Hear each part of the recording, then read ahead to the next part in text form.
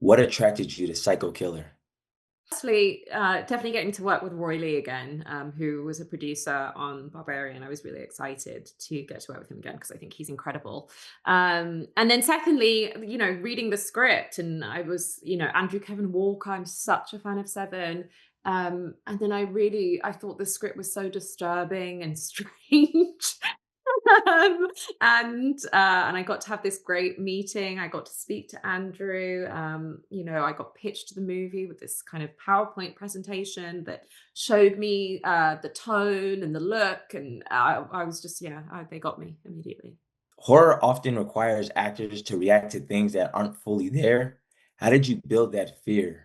Everything was there for this. It's real people, so everything was there. I was reacting to the sequences that were there. We got to do it really, and James was there, and I luckily didn't have to kind of pretend much.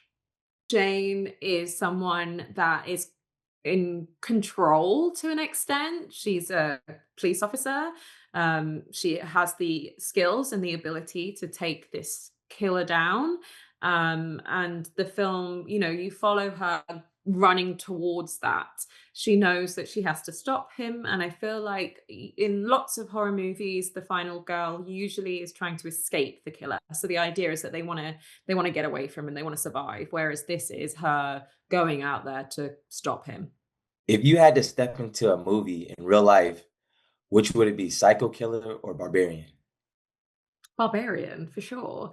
I mean, mostly, get to flirt with Bill Skarsgård for a bit, and she survives. Tess is fine. I feel like Jane in this film has a much harder time at the end of the day.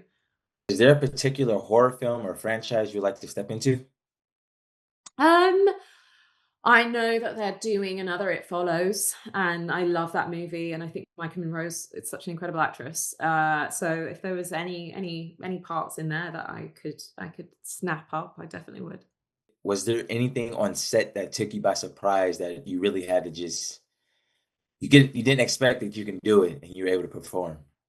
Um, Honestly, a lot of it was it sounds so boring. It was really cold. It was freezing. It was like we were in Winnipeg. People were in like ski suits in the crew with, ski masks, and I was kind of wearing not enough. So there were lots of sequences where my hands were shaking so much I could barely talk. So that was much more not necessarily an emotional side, but a physical side to it that was really really tough. Actually, I didn't expect it to be that tough. When she found out that she was pregnant in the film, do you think that's something yourself would have gone and done? I think that's an interesting question that's kind of posed, and Andrew poses it in a very nuanced way where it's never really questioned by anyone in the film because no one knows.